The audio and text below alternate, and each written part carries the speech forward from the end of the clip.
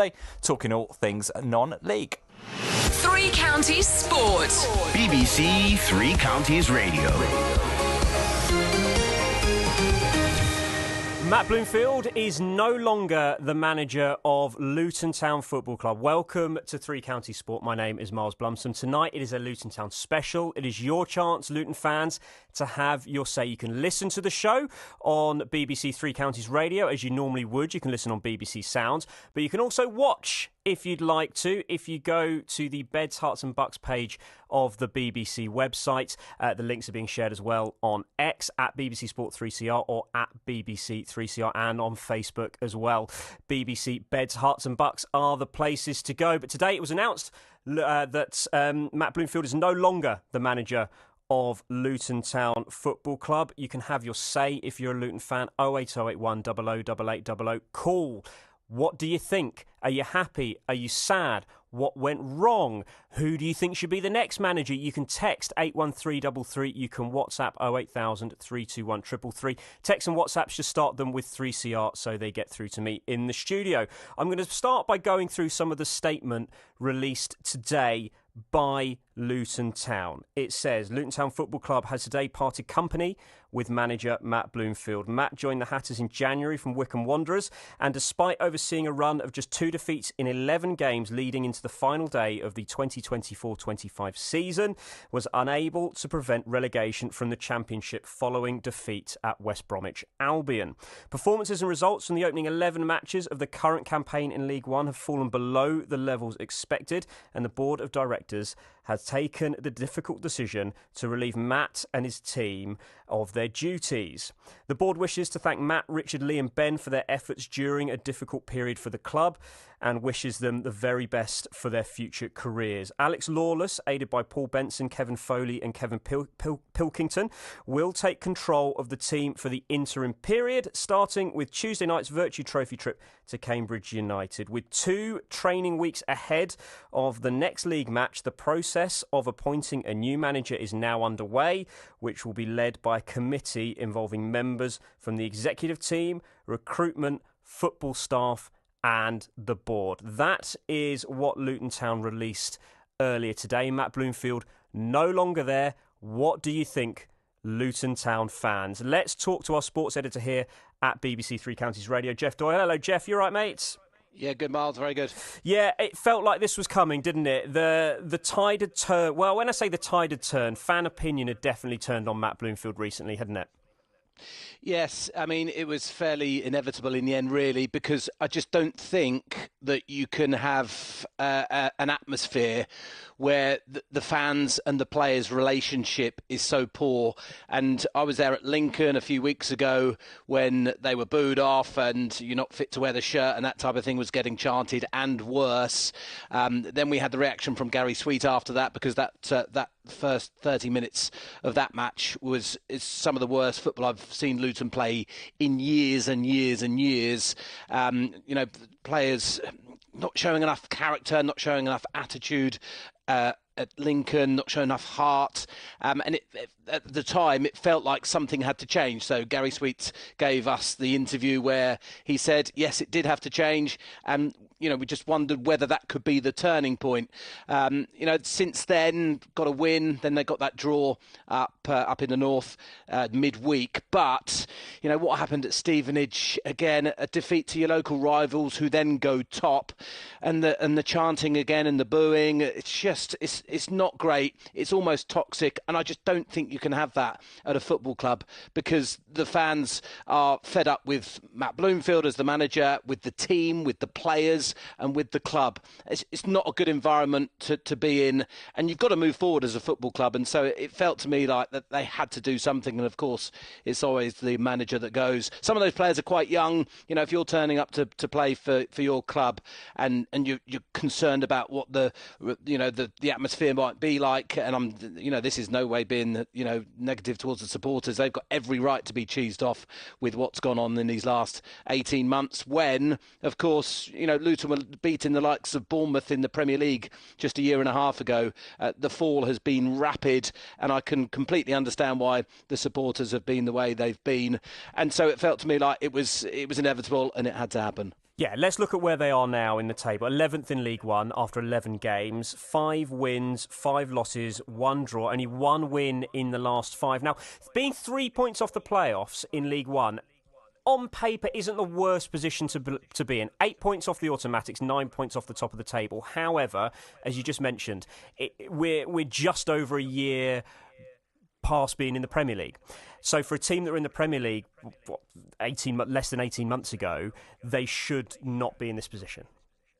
No, they shouldn't. And they've had 11 league games and they've been beaten 5 times, they've won 5 times and they've drawn once.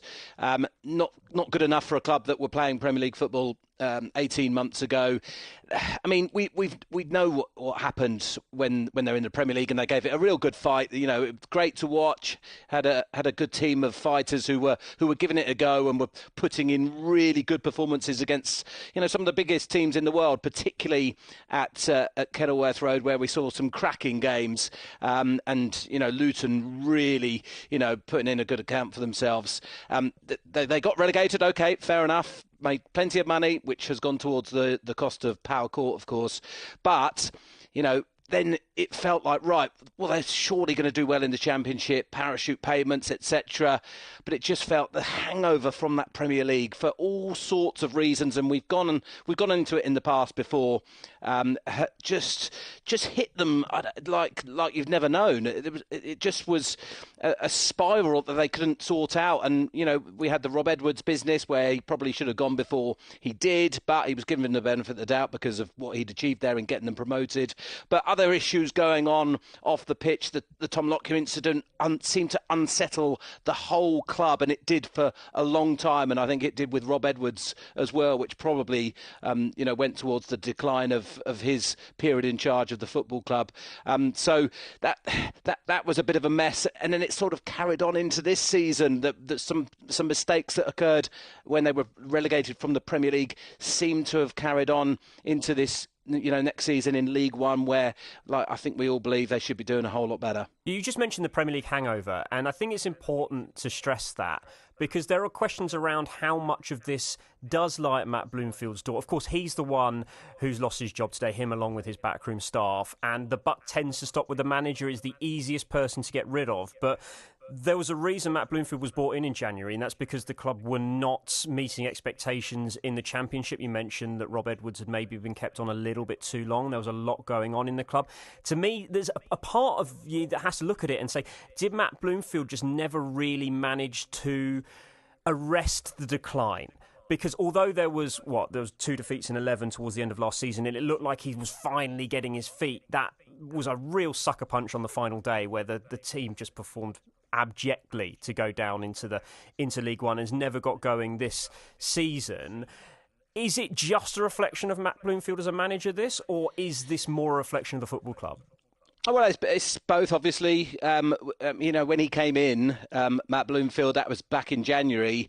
There was a fair bit wrong with the players on the pitch and the team as a whole.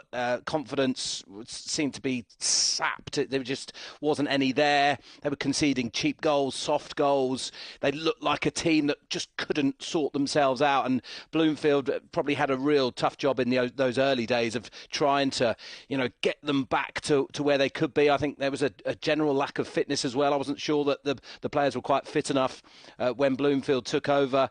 And as I say, the hangover from that Premier League season, just they couldn't seem to get themselves out of that hole, and it continued. And you had players there who, through their agents, thought that they wouldn't be playing at that level of football. They were better than the Championship, couldn't get their moves, and then they're stuck there, and that causes an awkward, sort of feeling around the club where you have players who you're not sure. You might look at your teammate and you're not sure that he actually wants to be playing alongside you because he thinks he should be playing still in the Premier League. So they had, there's so many issues that goes on with relegation, particularly out of the Premier League, and that was a difficult step for Matt Bloomfield to make, going from Wycombe Wanderers, relatively inexperienced manager, following in the footsteps of inexperienced managers we've seen Luton appoint before, like obviously Edwards and Nathan Jones before that, and even Graham Jones, not much experience, but it has worked in the past, and he couldn't quite keep them up. He nearly did, very nearly did. We thought that he had a really big chance, and then obviously we had, the horror show at West Brom on that final day, which I think on that day, planted kind of that little bit of doubt into Luton Town supporters who were there and probably who watched or listened, that they saw that he just couldn't quite get what he needed out of them on that most important of days in the Championship, where they completely buckled under pressure. Now, the club has to look forward, Jeff. They've got a very, very important decision to make, and that is who manages the club next. They've got to get it right. They're giving themselves this Virtue Trophy trip to Cambridge United. Alex Lawless is going to take charge of the team for that. Then they've got 2 weeks because of the international break before the next league match. Hopefully, someone will be in place by then. Just run through some of the names that have been linked. The odds have been released. Shortest odds, so the favourite you would say, Luke Williams, the former Swansea boss. Ian Evert's in there, Richie Wellens, Liam Richardson's there. Sean Dyche, which would be interesting because of his links to Watford. I know he played for Luton on loan as well, but he played and managed Watford. The one that stand out for me, not from a football perspective, Jeff, but because the radio gold we will get out of him would be amazing. He's one of the longer odds, but Ian Holloway, the stuff we get out of him week to week would just make our sports shows. Yes, however, it's not about us, obviously, and I can't. A little bit. They can help us out by getting someone chatty, at least, couldn't they? Yes, yeah. I mean, again, Sean Dyche is kind of what you're talking about there as well. Ian Holloway, don't really see that one. They've gone for. The ones that they feel are, just starting out and ones that they can develop. And Sean Dyche, some of the names that are banded around, Sean Dyche, he was managing the Premier League not so long ago. I cannot see him for 1 second dropping down into League One, although that type of character is possibly what they could be after. But that's why he's a Premier League manager, because he's that type of character, right? Yeah, that's right, yeah. If we're going to look back on who has been the best Luton manager in the past, Nathan Jones is the obvious one because of what he achieved with the Hatters. He was almost not plucked from nowhere, but no one really knew him when he arrived. But he had that kind of that really good attitude and high demands on himself and on his team, and he installed a kind of Luton spirit, and that is what they've been missing probably in these last 18 months or so.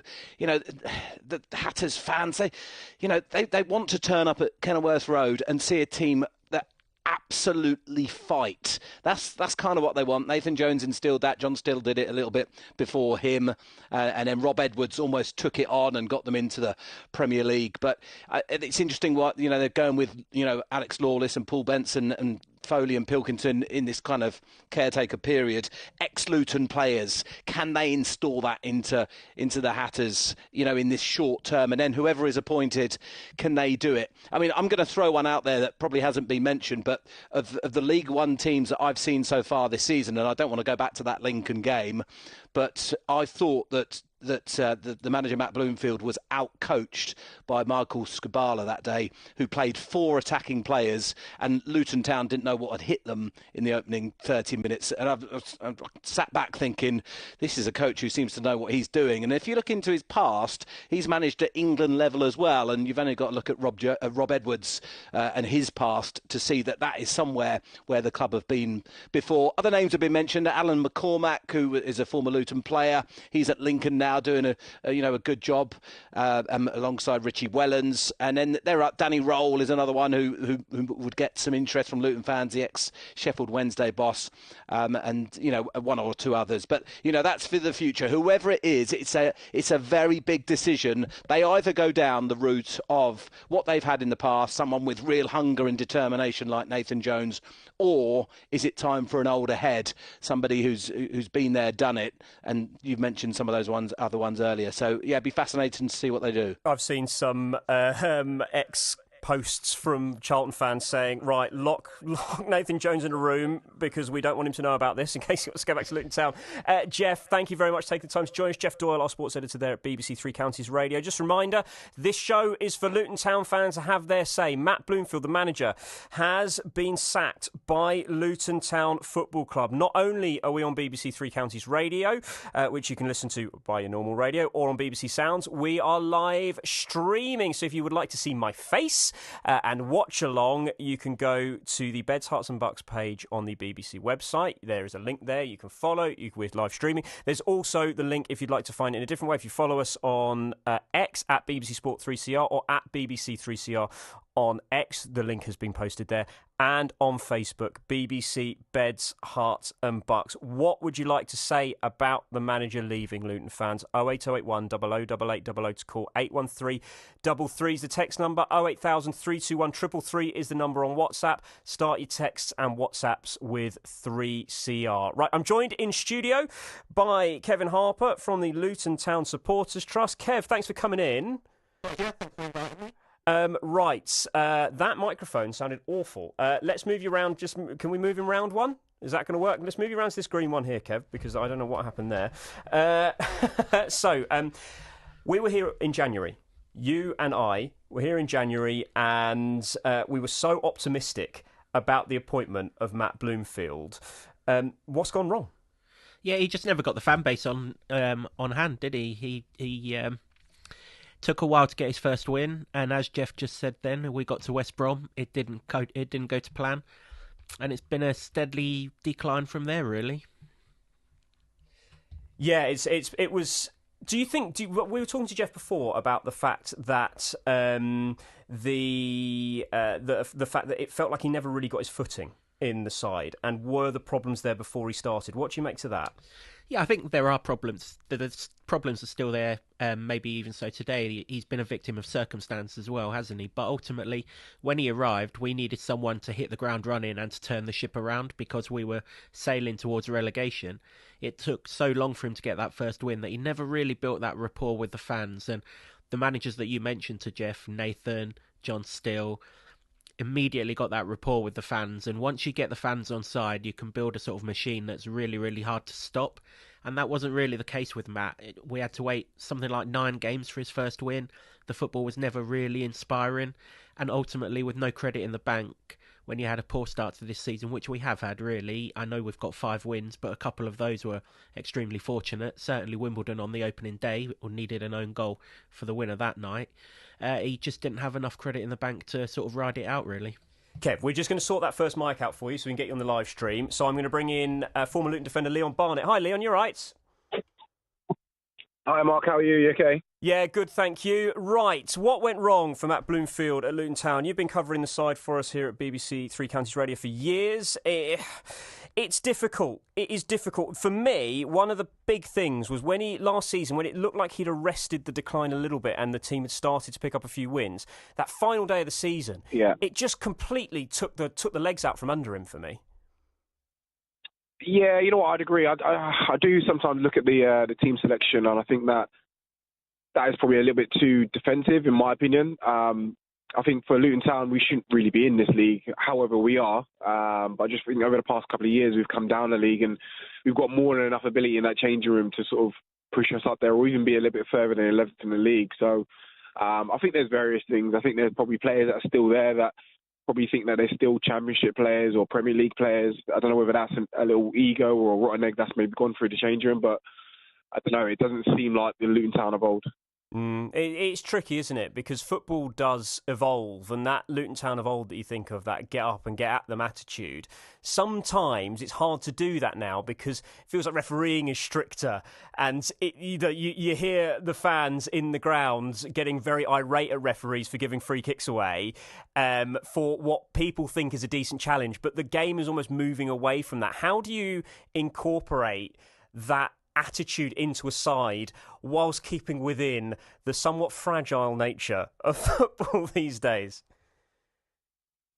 You know what? I think the game has changed. I think you're right in that sort of sense. I think obviously when Mick Harford used to play, and obviously a couple of years after when I used to play, a big tackle would sort of get the crowd up on their feet and obviously cheering. But I don't know, just a bit of hard work and commitment. That doesn't cost anything. You can get that for free. And I do think when I look through when I look at the team sheet, there's only like one or two that, for me, have that sort of attitude. I don't know whether that's down to the coaching staff to maybe get them on board. From what I've heard, Matt Bloomfield's obviously a really nice fella, and he's obviously loved from a lot of staff that are still there. But it's just, I don't know whether he's had the players that maybe that show that dying attitude, that want to win and want to play for the badge a little bit. I think there needs to be 11 on the pitch, not one or two. I want to read you this message because it brings up something you've just mentioned from Graham in Bedford. Has said, it was inevitable, to be honest, lost the fans, and when that happens at Luton, then your time's up. It's a shame as wrong time for us and a nice guy, but nice guys don't always win football matches. Huge decision now to get it right. We've lost our identity and need someone to breathe that back into the club. A huge task. Get it wrong and we're in big trouble. Some of these players don't become bad players overnight. Onwards and upwards. What do you make of that, Leon? Yeah, you know what? I think they hit the nail on the head. I think that's probably it in a nutshell. However, I think that we've been here before. We've been in sort of worse positions in financially. So for me, I'm a positive person. Like I've always said, I think they still got a chance of even making a playoffs. Obviously, I think that the form has to change. I think we have to get someone in that knows the club in and out. Obviously, I don't know whether those guys that have coming in that are going to be the interim managers, I don't know whether they've got the experience or want to take the job on full time. But I think there needs to be someone that actually, I don't know, wants to not die for the club, but wants to give it a good go, if you know what I mean. That wants players that are in the club that want to put in a good shift from the first minute right until sort of 95 minutes. So I'm sure that the directors and the staff, they'll be looking at candidates that will want to jump at the chance to be opportunity to be at Luton Town. But like I said, it has to be the right character. Well, 3 points off the playoffs, only 9 points off top with 35 games to go. It's not out of the realms of possibility that Luton win the league and win the league by a canter still. Do you think this was the right time so that can happen? You know what? I think it's never a right time. Obviously, someone's lost their job, so it's never a right time. However, I'm not saying Luton Town are going to splash the cash in January, but I think if they're going to, give it a good push, I think they might have to dip into the loan market, and they need, like I said, these players that Matt Bloomfield's brought in. I don't think they've really had a chance to sort of set themselves into the team. I mean, there's a couple that are injured, and we've never ever seen them. So, you could probably look at it and think that you could have had a bit more time. You could have had those players to maybe see what they can produce and maybe turn the season around. But unfortunately, he's not had that time. So I don't know. I don't think there's a wrong or right time to sack a manager. However, there's a lot of time between now and the end of the season to turn it around. Leon, been a pleasure, mate. Leon Barnett there, former Luton defender. Interested to get your thoughts. Of course, you can call 08081 00 8800 if you'd like to have your say, Luton fans, or 81333 is the text number, or WhatsApp 08000 321 333. Start your texts and WhatsApps with 3CR. Right, Kev, we've got you. We can see you. We can hear you. Excellent. This is what we want. I want to talk to you about formations. Back three, back four, because that is something that Matt Bloomfield was given a lot of stick for by Luton fans. You'd say stubbornness, but he stuck to the back three for quite a lot of this season. He changed to a back four in recent weeks. It still didn't quite go to plan. The first one got a win, and it was like, oh, well, we've been telling you all along, here's the back four that we need. But then the results turned back to being bad. Is it really about a back three and a back four, or is it more just around the play across the pitch that you've seen? Yeah, I think it's more about the play across the pitch. I think the problem with the formation, Miles, is Matt arrived playing a back four at Wycombe. He did. He arrived playing a back four at Luton for 2 or 3 weeks. In fact, we recruited in that January that he arrived. We had a flurry of transfers towards that last week of the transfer window that all seemed to suggest that we were going to play a back four. And then we lost at Sunderland, who are applying their trade quite high in the Premier League now. It wasn't a bad result by any stretch of the imagination. And panic set in, and we went to the back three. And okay, eventually results sort of started to turn around and things like that. Not necessarily the football, the play across the pitch, as you mentioned, but the results turned around, and in the situation that we were in, that was fine. So that was okay. But then he had a whole pre-season, and you're kind of thinking as a Luton fan, well, he came here playing a back four. This Wycombe side that he played in this division was all exciting, and we've got a whole pre-season now. Let's work towards doing that. we never really showed any signs of pre-season that we were going to do that. Then we started making a load of signings in August with the mind of going 2 up front. So then I think I sort of resigned myself to the fact that we were going to play a back 3 with sort of pushed forward wing backs rather than defensive wing backs. And then 2 weeks into that plan, that disappeared as well because Lincoln was so bad. But I think the reason why everything was so bad was because too many square pegs were being put in round holes. And I remember being sat here 9 months ago with you, and that was the big frustration that Rob Edwards had got in front of the Luton fans. Too many square pegs in round holes. We've now had 2 transfer windows complete since Rob Edwards departed, and we're still putting square pegs in round holes. And that's the thing that's got to stop. Whatever the formation is, we must have 25, going on 30 professionals at this football club. There must be a formation of 11 that we can slide them into that works for all 11 rather than 2 or 3 in particular. But to be fair to Matt Bloomfield, it's not just a manager who's involved in recruitment. Actually, a lot of managers, or head coaches as they're called now, have very little say in recruitment beyond saying, I'd like that one or I don't want that one. Is this a wider problem on recruitment than just Matt Bloomfield? Because you think about Luton now, not many left backs, not many full backs, full stop, no fit full backs for most of the season. It's been a lot of injury problems. The balance of the side has felt off. It can't just be down to Matt Bloomfield, that. No, I don't think so. And I think when Gary did the interview with yourselves after the Lincoln game, he kind of suggested that Matt oversaw it all and had a huge say on recruitment, but he never went as far as to say that he had the be-all and end-all say on recruitment. And so that would be a thing. I mean, as far as the recruitment team are concerned, if Matt's telling them that he's going to play a back 4 when he arrives, and then 2 weeks after the transfer window closes, he goes to a back 3, the recruitment team are going to look a bit daft, aren't they? And the same thing has happened this time around. I think what gets Luton fans' backs up, and this isn't a Matt Bloomfield thing, this is a club-wide thing, is too many players come into this football club and are injured either straight away or we sign them injured. Ali Al-Hamadi being the latest version of that, but there's so many of them. We've got 12 players out injured right now that's not necessarily on anyone, but it seems to happen far too regularly. Right, we've got this message. It just says, I'm glad the board have learnt a lesson from the Edwards tenure. Bloomfield was never the right appointment. People forget that he had a good chunk of last season's keepers up. Failed to register a win in the first 8 games. We may as well have kept Edwards. We need to be looking for experience going forward, or at least an established manager. Danny Roll, Mick Beale or Gary O'Neill will be my picks, but I don't think they'll fancy League One. This next appointment is make or break for 2020. A name in there, Gary O'Neill, I've not seen him linked, but that's interesting because he's only managed really in the Premier League, isn't he?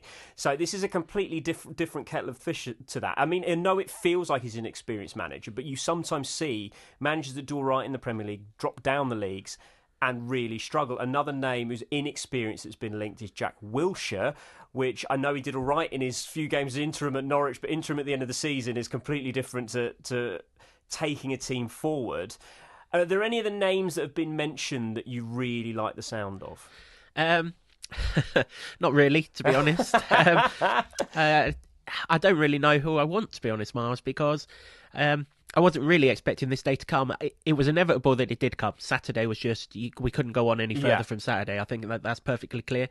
But like your message just read, the very first line of that actually should be highlighted more. Fair play to the board for acknowledging the situation and not letting the can be kicked down the road like they did with the Rob Edwards situation. So, but I kind of thought that might happen, so I wasn't really sure who I was thinking of. There wasn't the goodwill that Rob Edwards had from taking the team into the Premier League. Everything that happened in that Premier League season, including the stuff with Tom Lockyer, there was a lot of goodwill for Rob Edwards that Matt Bloomfield hadn't really built up yet. No, that's right. Every time Matt had the chance to build up some goodwill, the derby at Watford, the West Brom game. The West Brom game was awful. It was just as bad as it could possibly have been, given the circumstances of that afternoon. And, you know, you leave the Hawthorns and you see that a point would have kept you in the Championship, and you concede 5 on the afternoon, and you're like, well, that... You know, he probably lost fans that day. He certainly lost them at Lincoln a couple of weeks ago. And if there were any that were still on his side, they well and truly disappeared at Stevenage on Saturday. Yeah, well, it's unfortunate, I mentioned the end of last season to Leon because I remember I was watching it, and just the last 15 minutes of that game, it felt like Cal Naismith was going for it. It was brought on way too late. I think it was brought on with about 5 minutes to go, actually. It was brought on way too late. He was really going for it. He was getting stuck in. The rest of the players weren't really. And at the end of the game, it just felt there was just this complete deflation. Of course, you're going to feel that with a relegation, but it was slightly different. If you, like from the Premier League relegation, the Luton fans will be like, we fought in this league as well as we could on no budget with pre-season disrupted. You've got to remember the Premier League because not every other team had to completely fix their stadium to get it up to the level for VAR to be put in and for Premier League football to be shown there because of all the broadcasters. So they had a tricky pre-season that impacts bringing players in and all of that. But the end of that season, it felt like, you know what, we've given a good account of ourselves this season. It's just not gone our way. The end of last season felt just completely different. Yeah, absolutely. Yeah, we were punching above our weight and giving as good as we got in the Premier League, and we just weren't doing that last season, were we? Towards the end, maybe we were.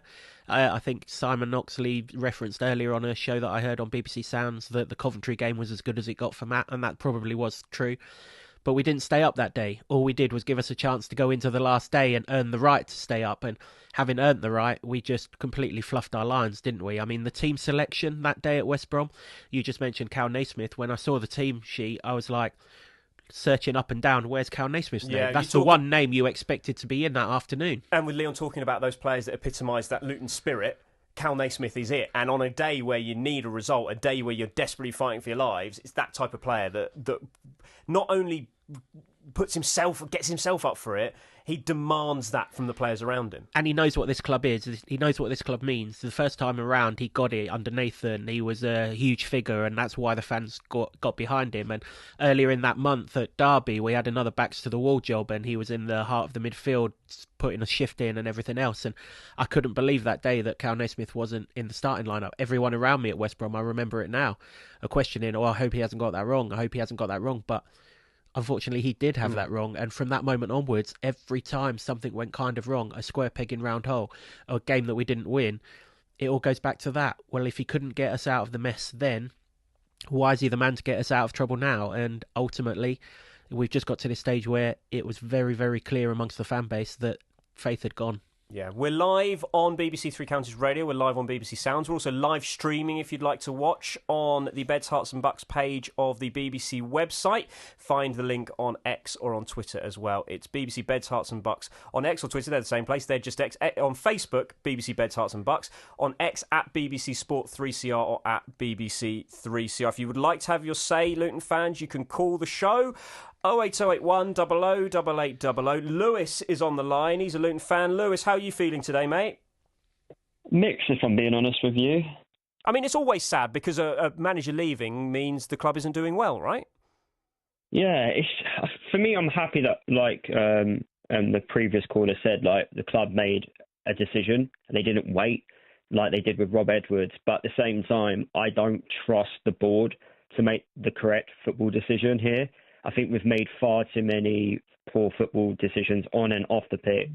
And under their tenure, 2020s, since they've taken over, we've had two decent football managers. Okay, Rob Edwards, you can say it worked, but then it didn't towards the end. But apart from John Still and Nathan Jones, it hasn't really gone right in terms of picking the right manager. And right now I'm a bit concerned as there's not exactly good names out there at the moment that the board are going to get it right again. I think that's interesting because the board do get a bit of stick from Luton fans on social media. I see it. But if you look at the board's tenure on the whole, you just mentioned John Still, you've mentioned Nathan Jones, then there's Rob Edwards who brought the side up. Actually, until 18 months ago, when the club fell out of the Premier League, you could say that Luton had been on a steady ascendancy throughout. They got out of the National League. They went into League Two. They'd finish I think it was years and years where Luton would always finish in a better league position than they had the season before. That's progress. They went up straight through League One into the Championship. They came up into the Premier League. We mentioned some of the issues they had in pre-season with having to fix the stadium, whilst also, of course, we've got to remember, sorting out Power Court. And the Power Court stadium is going to be built, which, as much as people talk about recruitment, players are a short-term investment. Something like a new stadium is a long-term investment for the future of the football club. Can what's realistically been a bad 18 months, because I don't think you can say too much about the Premier League season just because of the teams that Luton were punching against, the budgets that they were going up against. It was always going to be difficult. But last season, there is no doubt about it, was a failure. The start of this season has been very poor. But couldn't that 18 months really undo all the good that the board's done for Luton Town Football Club? The thing is, for me, though, when you look at that rise from non-league to the Premier League, that was done because of John Still and Nathan Jones. A lot of that was done because of those two. Yeah, but the board are involved in that as well, aren't they? Yeah, I get what you mean. I get what you mean that they're involved. But you look at, if you take Nathan Jones and John Still out of it, how many good football decisions have they made before John Still and after Nathan Jones? There isn't many. So for me, without a proper football head at the football club, I feel like there's proven evidence there that we don't make consistent good decisions without proper football people. Yeah. So that's why I'm worried, because since we've dismantled Nathan Jones' squad, we've constantly made poor football decisions, and the evidence is there for all of us to see at the moment. So that's why I'm concerned, because unless we bring in a proper football head to the football club, when are we going to make the right football decisions? Like, don't get me wrong, financially they will look after the football club the best they will. We know that. We know financially we're okay. But when it comes to making these good football decisions, I just don't know if we have the right people in place right now to do it. Yeah, I mean, you've said that if you take away the managers they appointed, they've not made many good football decisions. But remember, they did appoint those managers. They appointed Nathan Jones. They appointed Rob Still. That's like saying, oh, look, if Christian Bale hadn't been cast in Batman, the films would have been worse. Yeah, probably. But they were appointed, so they are good decisions. And, so they have a history, which you're admitting to, of some good managerial appointments. Do you think they can get the next one right, as they have with those two? No, I don't think. On proven evidence, I don't think they can. Fair enough. And that's what worries me. Yeah, I get what you mean, but I think when you make enough decisions, you're bound to get one or two right eventually, aren't you? Unless it just goes down and downhill. So I feel like you do it in football. There's only so many times you can try, and then you do eventually get one right.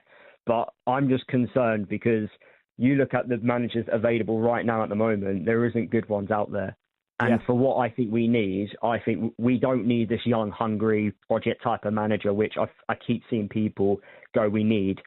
I think we need someone that's got proven experience of knowing how to turn things around when things actually hit the fan and go, you know what? I've been in a situation when a team's been relegated. I can turn it around. I can rebuild foundations and go again. And I think Matt Bloomfield was the wrong manager.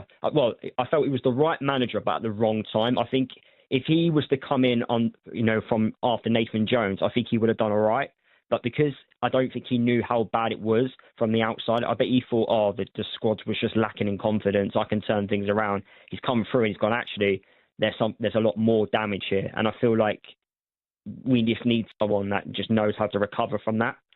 Lewis, it's been a pleasure. You can call as well, 08081 008800. I've got Kevin Harper from the Luton Town Supporters Trust here in the studio. I just want to quickly ask you, so I'm going to need to talk to Simon Oxley shortly.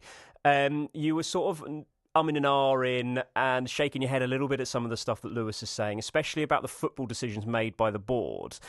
Where are you on that? Because like I said, they did make those decisions to bring in some very good managers that did a lot of good for the football club. They did take the football club forward.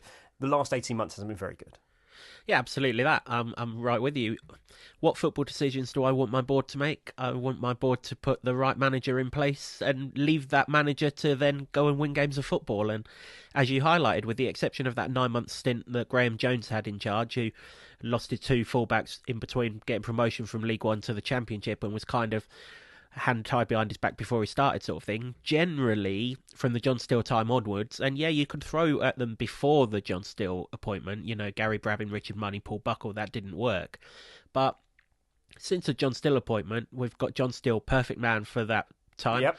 Nathan Jones carried us forward. Okay, he left, but everything stayed in place for Mick to win League One. Nathan came back. Rob took us to the next level. I mean, there seems to be this perception out there that Rob Edwards is a bad manager. Look what he's doing at Middlesbrough. Exactly. I checked the league table now, and he's clearly not a bad manager. We just fell into a bad place under him. And you've referenced in this hour a couple of times the Tom Lockyer situation that I don't think anyone from the outside knows just how much that hit throughout the football club, really, not just Rob Edwards. But yeah, I don't think you can label too much at them. There are things that they need to improve on that has been called constantly. Communication has dipped massively over the last 12 months. But in terms of their actual football decisions, I don't want the board to be that involved because none of them know about football. It's not their job to know about football, is it? Their job is to run the football club and get us going. Well, you hope running a football club, you know a little bit about football. Of course, but you know, I don't want Gary Sweet to say, right, here's your 4-3-3, and I'm going to pick these players for that. That's not the kind of football decisions I want. I just want him, and it won't just be the 2020 board, will it? They'll seek out advice from people that they've used in the past. People like David Pleats have always been a keen advisor. Mick Harford's still on the scenes and things like that. People who have been in the game for an awful long time. Generally, they do get it right. Yes, the last 18 months or so haven't been good. Last season was terrible. They should have seen the signs of Rob Edwards' failure much earlier than they did. But they've rectified that this season, because this could have gone on a lot longer, Mars, and it hasn't. And they do need to get this decision right.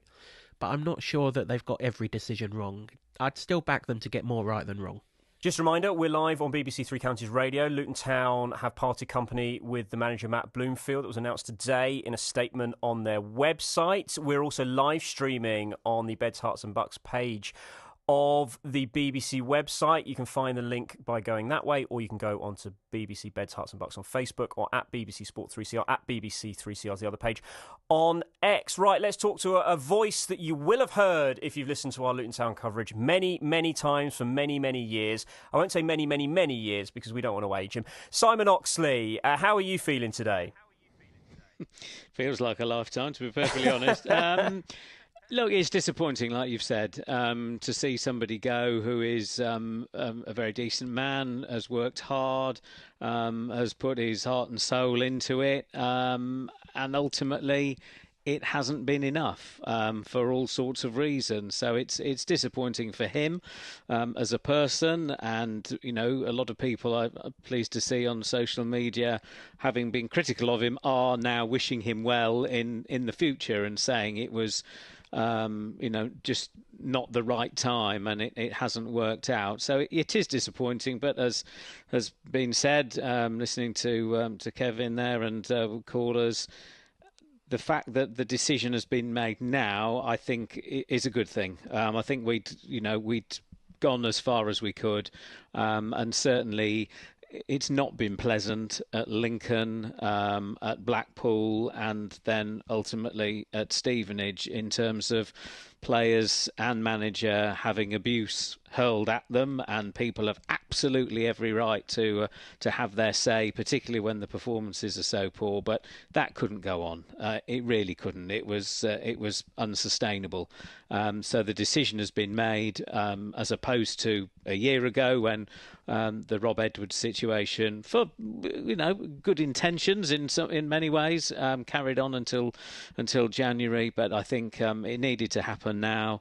It's the international break. I thought they might carry on till the next one because there is another one in November. But I think it's the right decision because a lot of supporters, I would say the vast majority, have gone beyond the point of no return with Matt Bloomfield, and therefore it had to end. It definitely felt like that. I've covered for Luke on a Saturday a few times here doing the sports show, and after Luton losses, there was definitely some pointed criticism towards Matt Bloomfield. I'm on X, I've seen the fans, but I think a word for Matt Bloomfield, because this experience doesn't necessarily make him a bad manager. It doesn't mean he's a bad manager. It means it's not worked at Luton Town. You look at what he did at Wycombe. He was absolutely flying at Wycombe, which is why he was given the Luton job in the first place. Before that, he'd done a good job at Colchester. And just because you've done badly at a club doesn't mean you're a bad manager, as Kev just mentioned. Rob Edwards, when it wasn't going well, now he's flying at Middlesbrough. Hopefully, there will be more opportunities for Matt Bloomfield in football management, and he'll do a bit better than he's done at Luton. Yeah, and he's worked his very best, and for a variety of reasons, it hasn't worked out for him. But it's interesting, isn't it? A lot of Wycombe fans today thinking, what if he hadn't gone? Would they be in the Championship now? Would Richard Kone still be there? Yeah. All these sorts of things. Luton supporters saying, what if we had bought Kone in the window? I doubt whether Wycombe would have sold him to Luton and whatever. Would that have kept Luton in the Championship? What if? There's so many, because I think it does go back to last season as well. The run in the Championship, he got us to the point of needing to win the last game. And the fact, I think, that performance at West Brom was so poor, and there were controversial selections in there as well, I think a lot of people made their minds up there and then. I'm not saying everybody by any stretch of the imagination, but I think it does, go back to that for some people. And then obviously the start of this season, it's never really got going. It threatened to now and again, but not very often. And as I say, we sort of reached the point of no return, and now. Let's see. I'm with the with the previous caller about wanting somebody in who been there, seen it, done it. A Joe Kinnear, John Still type of appointment. Although they're difficult to find. People have talked about Tony Mowbray. Would Tony Mowbray drop down into League One? Does Tony Mowbray want to still do day-to-day football management? There have been even one or two mentions of Steve Evans as well. That would be just interesting. Because, well, it would be interesting. It would be lots of things. Interesting is one of them. But people have said, look, we need somebody in, even if it's a short-term, year, 18 months to kickstart things, and that's exactly what he did at Stevenage. I mean, I didn't see him and Phil Wallace as a marriage made in heaven, but it got Stevenage from the brink of dropping out of the Football League, out of that division, and up into League One, where they. To be honest, having been there on Saturday, Alex Ravel and his coaching staff are doing a fantastic job. And you've got to remember, taken it on. Alex Ravel learned under Steve Evans as well. Yes, absolutely. They've taken on what Evans put in place. So if somebody, I'm not saying particularly Steve Evans, if somebody can come in and take Luton on again with the players that are there, because there's some good players there on paper, and still a lot of good players who are making their way back from injury. I kept wondering, would they hold on until Al Hamadi is fit? Because that was a Matt Bloomfield signing. It must have been. He knew him from Wickham. So were they going to just hold on and see if he could kickstart it? It's a lot of pressure on one player, but we'll never know in terms of Bloomfield and Al Hamadi. But Al Hamadi under somebody else may be able to do that.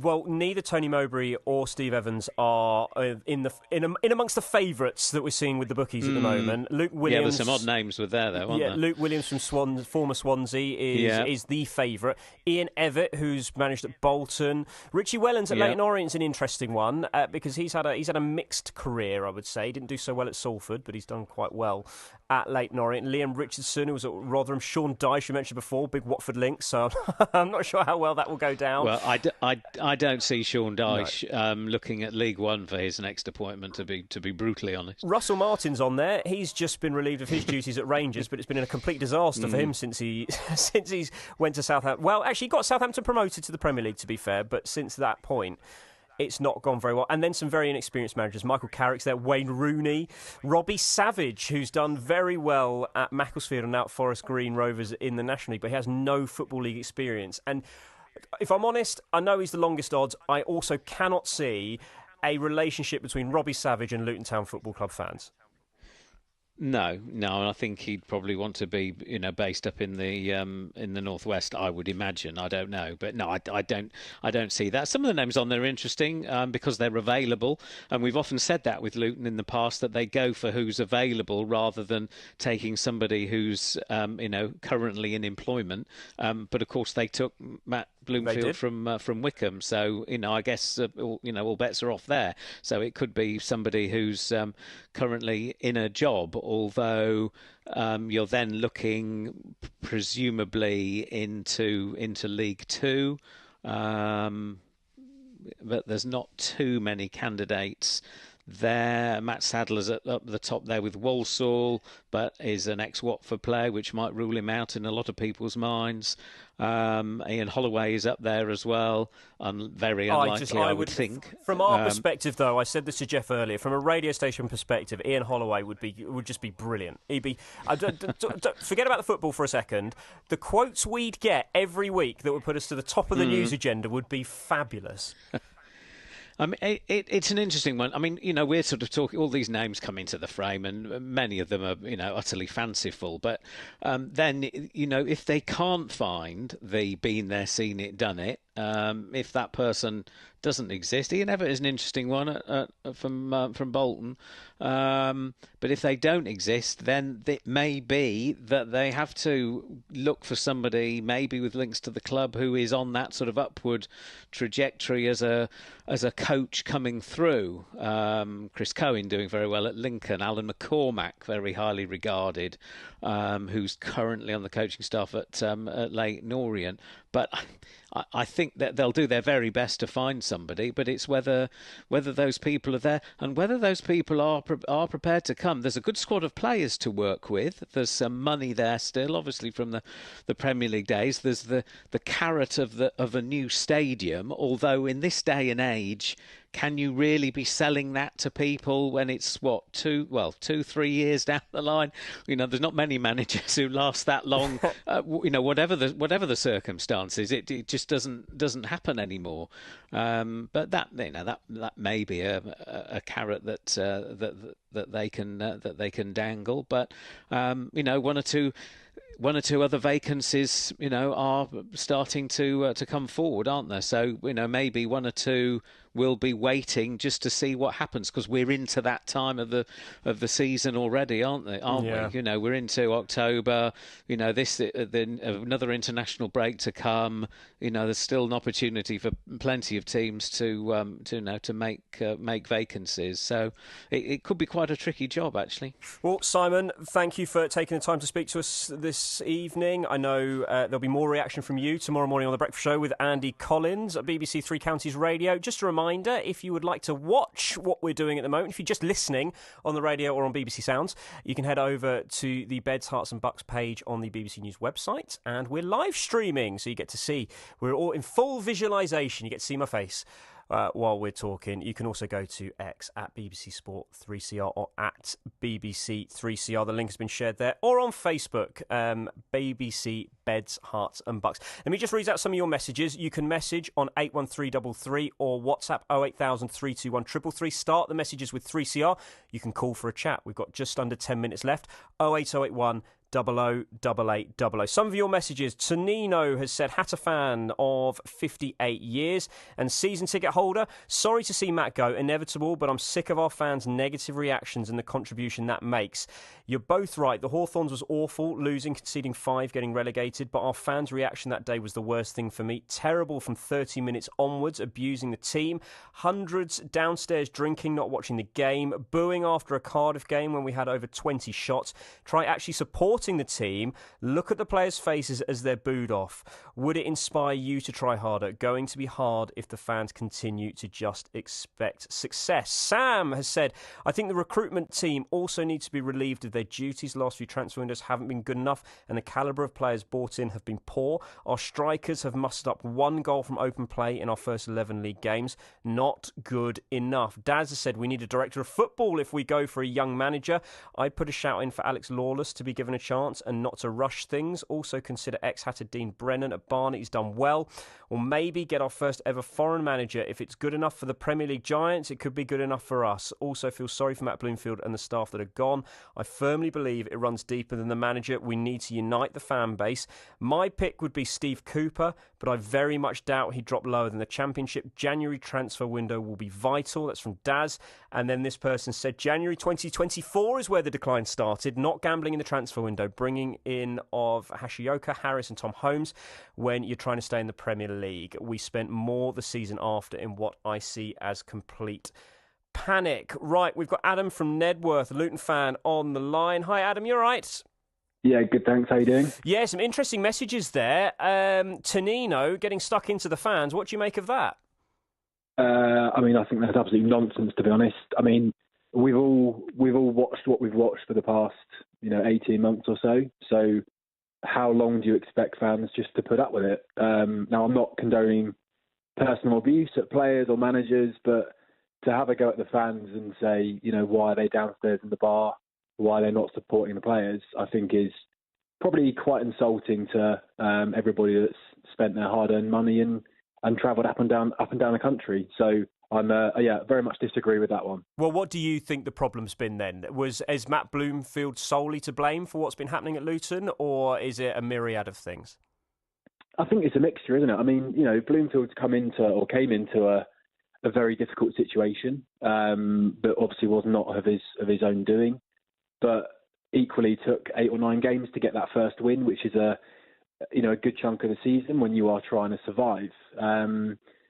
I think we showed some good signs, but ultimately that just didn't happen, did it? And that's partly Bloomfield and obviously partly the board as well. I actually, up until about 3 weeks ago, was quite happy and quite content with sort of our defensive foundations and thinking, it's going to click. But the last 3 weeks, really in particular, have been terrible with results, performances, and what we've been hearing out of the club and press conferences as well. So that swayed it for me. I was at Stevenage on Saturday. It's a very local game for me. And it was just, you just sensed there was no turning back. Now, I have to say, I'm surprised today to see that the board have made that decision. But then equally, perhaps they hamstrung themselves last season by leaving it too late. So, it did come as a little bit of a surprise, but it's absolutely the right call. And it's obviously a massive fortnight for us to make the right decision on the next appointment. Adam, I just want to squeeze in more calls. Thank you very much for getting in touch. Adam from Nebworth there. Tom is from Flitwick. Hi, Tom, you all right? Yeah, how you doing, Miles? You okay? Yeah, good. What do you make of it all? Do you think it was the right time? I was a little bit shocked because I thought normally with the Rob Edwards decision that we'd leave it a little bit longer. But I think obviously credit to the board to step up early to make the decision. Obviously, the last few weeks, just like the last caller says, going to every game and thinking, walking away like there's no identity. The football that they were playing, you couldn't see how they wanted to play the football. Before I mentioned previously in League One, we were passing the ball down the left, around the right, Jack Stacey, James Justin, stuff like that, and then getting it in the box. Whereas the last few weeks, we don't really know what we want to do with the ball almost. And that was the biggest thing. There was just no real creativity sort of thing. And that was the frustrating part. And then coming away every week, you just didn't see sort of an improvement. And obviously that's where it's led to today, really. Who do you want to see get the job now? I just want to see an experienced person. Now, obviously, in your previous interviews with Gary, he sort of said he likes the manager to run the club from all football inside. And if that's the case, you need someone big and bold that's going to come in, watching the players warm up before the games. It's not like a full, like, they're playing for that manager, like, heart on the sleeve type thing sometimes. It does seem like sometimes a bit of half-ass type, warm-up and stuff like that. So I definitely want to see someone that's coming in that will just, like, shake them up completely and, is not afraid to just make a decision that it may upset them to get them back playing again, playing for the shirt type thing. Tom, it's been a pleasure. Thanks very much for your call. I've been joined in the studio throughout the hour. We've just got about 90 seconds, Kev. Kev Harper from Luton Town Supporters Trust. I just want to read you this message. Terry and Leighton Buzzard. How about playing the wild card? Putting one Mick Harford in charge with Tom Lockyer as assistant. They're both Luton through and through. They are Luton through and through, yeah. Their health issues would be the concern there, wouldn't they? Yeah, they would. But from a footballing perspective, they get the players playing. Absolutely, yeah. In a short-term fix, there's nothing wrong with that. If we can't get someone in for the Mansfield game, then yeah, let's go for it. But this decision has to be the right decision. Take their time. If that experienced head is out there, then let's get him on board. If not, then let's make sure that the person that we do get is someone who's going to rally the fan base. If they rally the fan base, Miles, they've got half the job done because the players on the pitch are so much better than what they're showing. I think one will bring the other one along and... like you said to Simon, we can still achieve great things this season. Right. I just want one name from you here.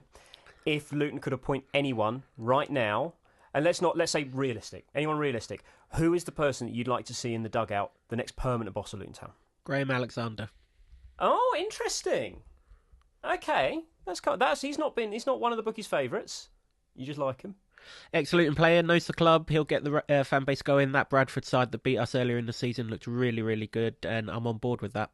Right. Kev, it's been an absolute pleasure. Kevin Harper from Luton Town Supporters Trust has been joining me in the studio. Just a reminder, you don't just because we're finishing, if you've missed a bit of the show, it is up on BBC Sounds after the show, but also you can go back and rewatch the live stream. We've been streaming the whole thing live. Go to the Beds, Hearts and Bucks page on the BBC website. You can go on to X and find the link at BBC Sport 3CR or at BBC 3CR. You can go onto Facebook to find the link as well if you'd like to. BBC Beds, Hearts and Bucks. And look, while you're on X and while you're on Facebook, I'm not going to force you to do it. You might as well follow the page so that you can keep up to date with everything. That goes for BBC Sounds as well, by the way. If you're a Luton Town fan, as well as our other clubs we follow here at BBC Three Counties Radio, but I assume you're a Luton Town fan if you're listening to this or watching this, go to BBC Sounds, type in Luton Town. Not only is there a feed there with all of the stuff we do here at BBC Three Counties Radio, you can also subscribe. Right, that is it from us. Enjoy the rest of your evening. Matt Bloomfield, no longer in charge at Luton Town. On the BBC Sounds app, on your smart speaker, Play BBC Three Counties Radio, and on your radio. The sound of Beds, Hearts and Bucks.